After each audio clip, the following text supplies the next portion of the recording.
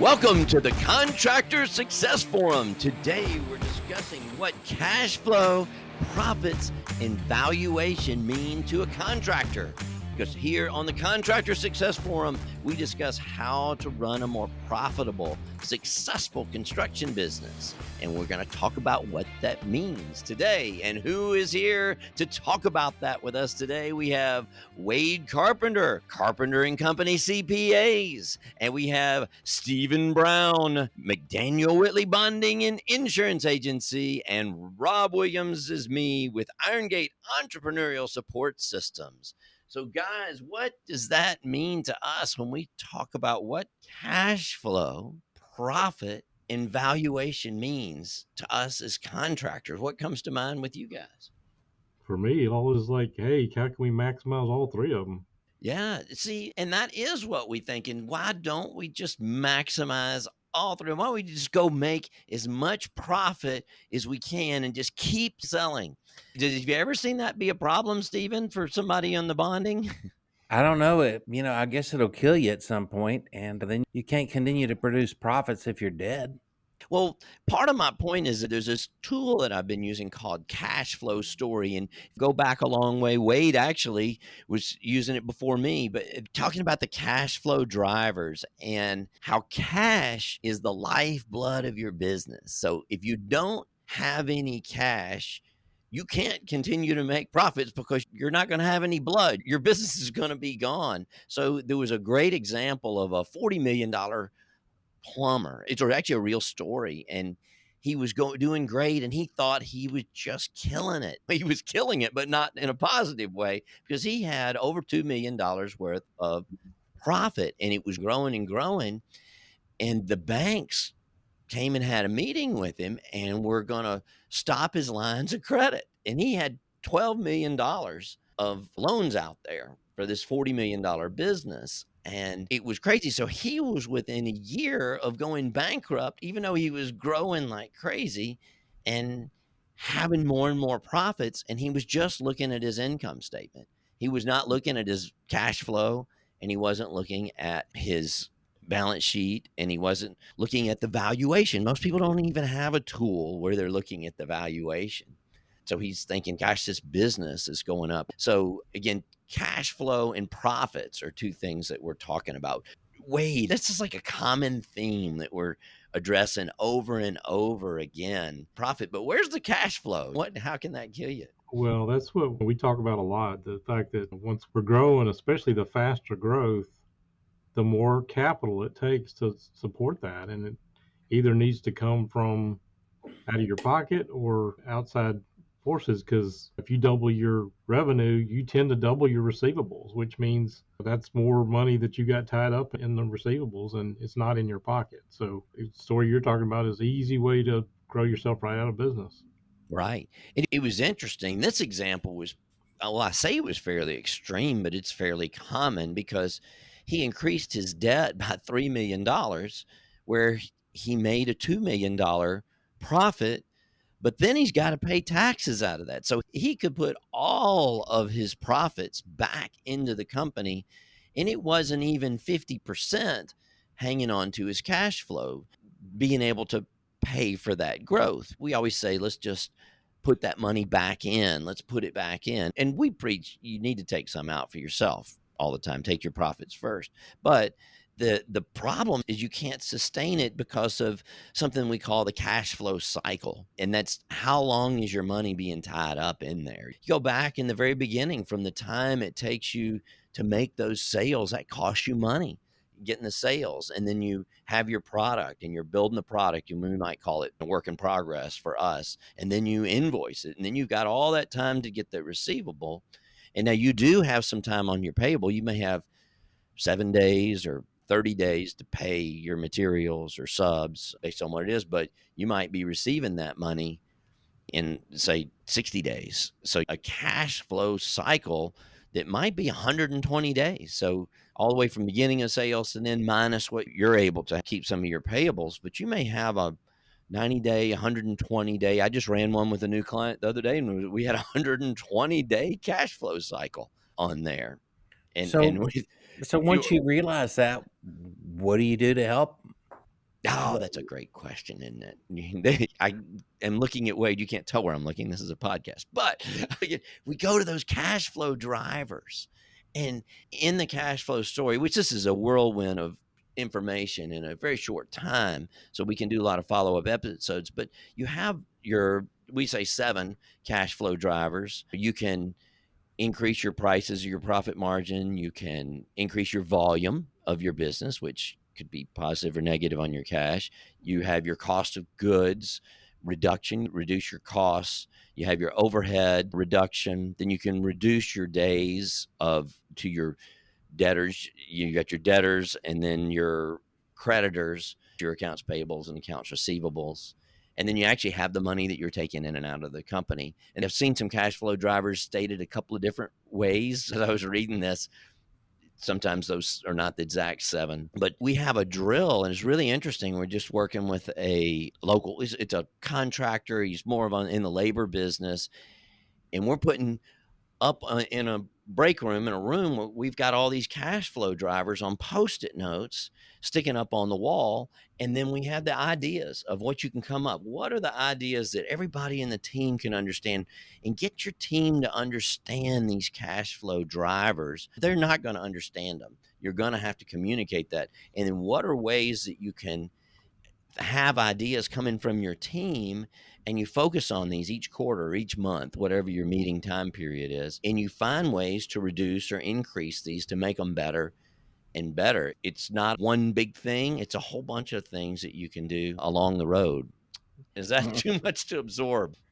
No, I think I have the big picture of what you're talking about. You're saying cash flow affects, of course, your profit and also the value of your business.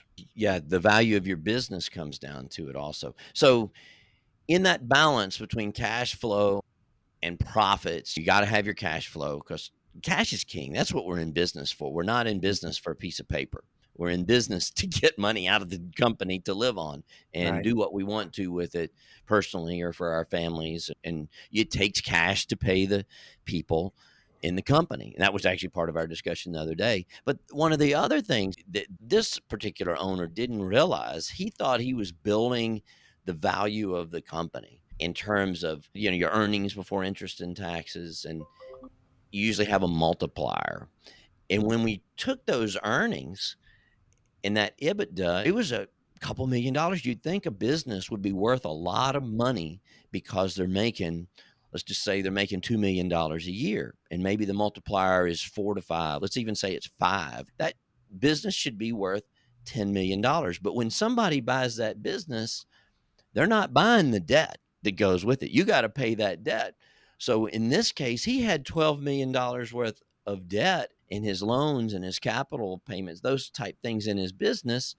So his business on paper was actually worth negative $2,000,000. If it was worth that $10,000,000, he had $12,000,000 worth of debt, even though his revenue was 40,000,000 a year. He had no idea that his company actually had no marketable value to sell that company after he paid the debt. He was in shock. He was sitting on top of the world making $2,000,000 a year on paper. I'm in shock for this guy. I hate this story. I know it was such a healthy business from the thing, and you dig down in there and you see the underlying part of that. So that's why we're talking about what are cash flow, profits, and valuation mean for a contractor. You really got to know what all 3 of those are. You can't just look at your P&L. You've got Well, to that make sure you have those other ones. Rob, that's a good point. I was looking at a contractor's financial statement and there was no working capital. So that means that they were in a cash crisis. They were way overbilled. And looking at the job schedules, they had a number of jobs that had huge profit fades on them and were losing money. So there was upcoming trouble. So it was like a triple whammy as far as the health of the Mhm, financials of that construction company. mhm. And so the first thing you do when you look at a situation, the 3 of us do when a customer comes to us and needs some help with that, is saying, first thing we got to do is fix this cash flow problem and get rid of this debt. and the rest of the things turn around, then we've got to do some really, maybe spend a little money to get some accurate accounting data to figure out exactly where we are and what kind of loss we're going to have. Then you take that information to that same bank that was cutting off their line of credit, and you might have some folks that want to work with you again. One of the bank's comments was very interesting. The bank said they weren't really worried as much about the situation with the debt and stuff because it was still a very fixable situation. They were much more concerned that the business owner did not know that he had this situation. Well, That that's was yeah, their big problem. that's my point. You get a financial statement that bad, and it just tells you that the contractor doesn't know. Yeah. They don't know, and that's scary. Yeah. See, in this one, I don't know that I'd describe it as that bad. It was that unusual. If it didn't have to be bad, if you knew what was happening, you have a plan for the future cash flow Mhm. for that. But when it's just going more and more and they see that it was upside down, because their fixes to it were not that difficult. Just slow your growth, let it catch up, do some other things. Don't buy so many, just quit trying to grow so fast. It was not a hard fix. The bank's problem was that he just wasn't aware. And he was irate that the bank was mad with him. He's going to go to another bank. So, Wade, I Well, just feel like this is actually, I'm sitting here talking about it, but I feel like you're the expert at this stuff, man. You're well, I Mr. think in the story you're talking about, as well as I see it all the time too, and you don't see it as much as after the Great Recession from 10 years ago, but when a company has too much line of credit, it's easy to fall into that trap of, hey, we're financing our growth off the line of credit. Even, I mean, sometimes we take a line of credit and go buy a truck or something. That's not what a line of credit is supposed to be for. But when you're growing like crazy and you're looking for that capital, well, all he saw was, hey, I'm making this work because I'm able to borrow. You cut off that ability to borrow, and the house of cards comes tumbling down pretty quick. That's a great point, Wade. I mean, a great point. And when that house of cards starts tumbling down, that's where we see in the bonding business customers going down. And without the desire or knowledge to react quickly, it's just a cycle that just spins itself into bond claims. And there we've got a friend and client that has gone out of business. We've lost a good customer, and not to mention everything related to that construction company, the employees, and everyone else that depends on them. It's a sad, tragic story. So I guess that's what our Contractor Success Forum is all about. Three of us are passionate about that, listeners. We care about it. Yeah. Cash flow, profit, and the valuation of your business. Those are the three elements that you have to think about all the time. If you think about the valuation of your business, whether you sell it or not, then you're running your company the right way. If you're watching those cash flow engine drivers and you're making sure that your cash is flowing properly to meet your needs, and you're not having to go into a lot of debt to finance those needs, then your profits go up. So I don't know, Rob, is it like pyramid, or or is it like three circles all tied together? How would you describe these important three elements? That's a great question because I know a lot of times we do those three circles where we do that to Yeah. find a spot. In here, I think of it as a circle more, though, watching the cash flow and have those profits. And then, I mean, it does lead up to that. You're kind of catching me off guard here because I haven't thought about it yet. But this is, Well, maybe three corners of a pyramid, you know? I don't know. but they definitely build on each other and they affect each other. They all affect each other. I mean, I guess when we're thinking about like the cash flow story that Rob was talking about, or anybody that gets in that situation, I think you're talking about, and I've brought this up before, but there's a concept in finance called the fundable growth rate model. Mhm. And that's basically saying if you're growing so much, how fast are you turning profit to be able to grow that? And if it's not coming from your operations, it's got to come from either your own pocket or somebody else's pocket injecting capital or borrowing the money. And that's where people should probably stop and take a look at, hey, we're growing. Where did the money come from to fund that growth?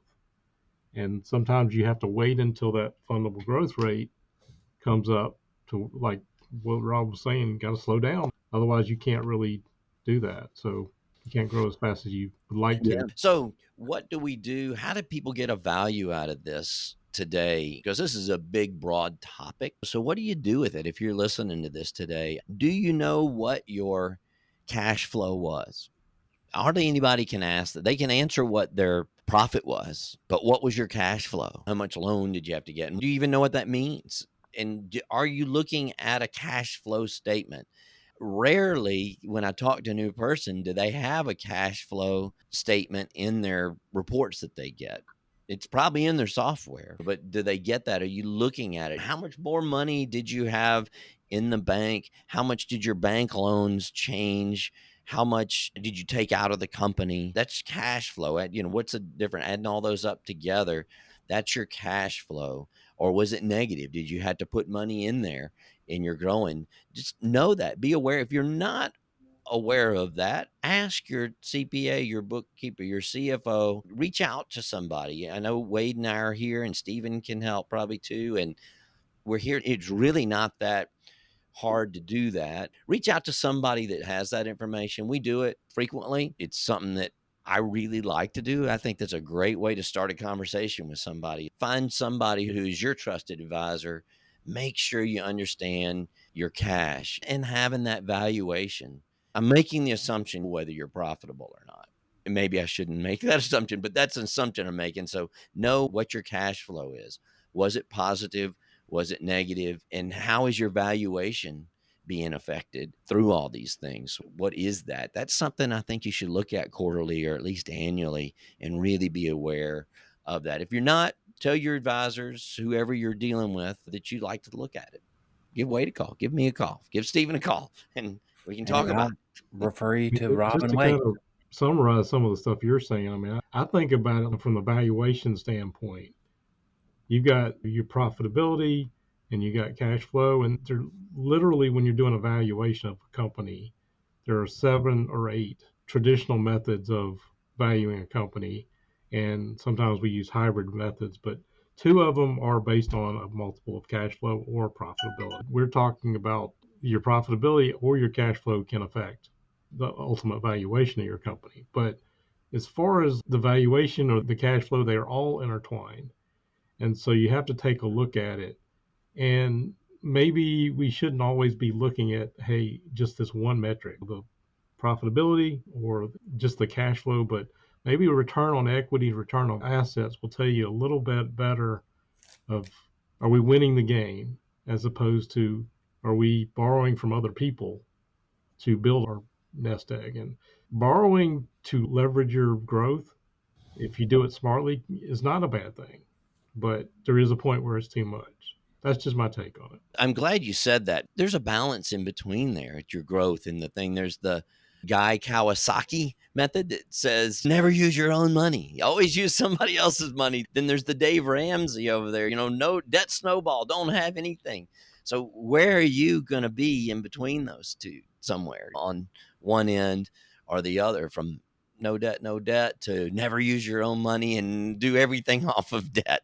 So there's a balance in there. And Wade's, what he just said is a good way to think about that, because there are multiple factors in there that you have to think about in the valuation. And some of the companies that I've talked to, they have a good point. Their value of the exit plan is not really a multiplier of EBITDA. They own things in their company that are worth more than the multiple of their profit. So they've been purchased for different reasons. I had a business partner. He was purchased because of the value of his software. When Illinois Toolworks bought it from him, he had a small audience. So it was worth 20 times more to Illinois Toolworks because they had such a huge customer base.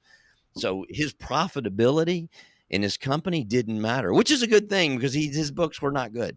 I have another company that I've talked to. The valuation is more a revenue thing because they make a drink product and it's just based on their sales. That company is going to buy it, is going to buy their brand. They're not going to buy their company. So there are things, and there's some examples of your systems and processes that may be really valuable to a big company. So when you hear these really big multiples, that's probably something else going on there. Don't think you're going to get that 10 times or 20 times, because they're not buying that revenue. And what is that company worth to you on the valuation? Because I'd say, wait, a whole lot of people choose to keep their company once they see the valuation, and they can do it if they've got that. They're like, well, why would I sell this? Because this is a lot better return than I would get on the money with my thing. And I feel really stable. And I know this. I may not want to work in the business anymore.